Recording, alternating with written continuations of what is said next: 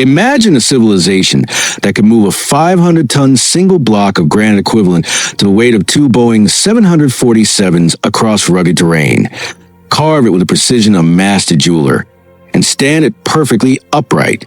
This isn't a scene from a science fiction movie. It happened nearly 2,000 years ago in the highlands of Ethiopia.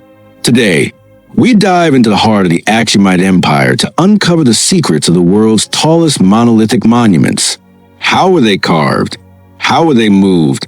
And most importantly, how did they stand? The journey begins 4 kilometers away from Aksum at the Gobidra Quarry.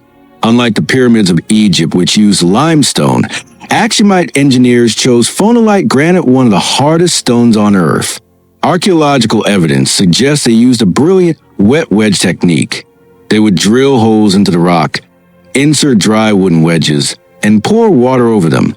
As it would expand it, the massive stone would split with a thunderous crack.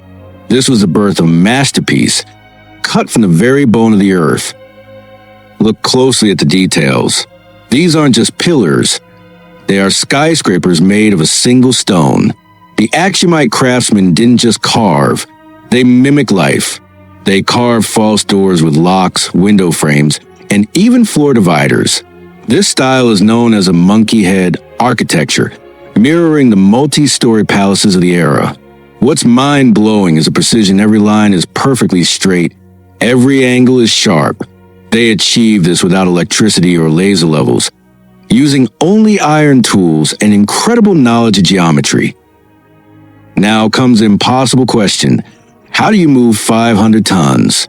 Historians believe the Aksumites use a combination of brute strength and ingenious engineering.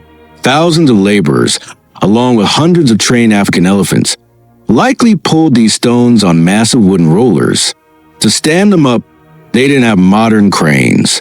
They used a sandbox or a ramp method. They would build a massive earthen ramp leading to a deep pit.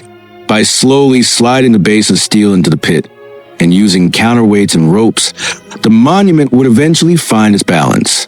It was a high-stakes gamble. One wrong move and years of work would shatter into pieces. Not every attempt was a success. The largest of them all, the Great Stele, lies broken in the dust. Standing at 33 meters, it was meant to be the tallest monolithic monument in the history of the world. Why did it fall? Some say the soil wasn't stable. Others say the sheer weight was too much for the earth to hold.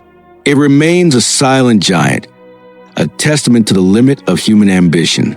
But even in its fall, it shows the audacity of the Aksumite spirit. They didn't just build, they reached for the impossible.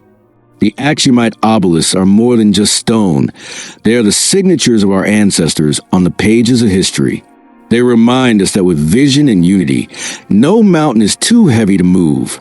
If you enjoyed this journey into Ethiopia's glorious past, don't forget to like, subscribe, and tell us in the comments what part of Aksum's engineering surprised you the most. Thank you for watching.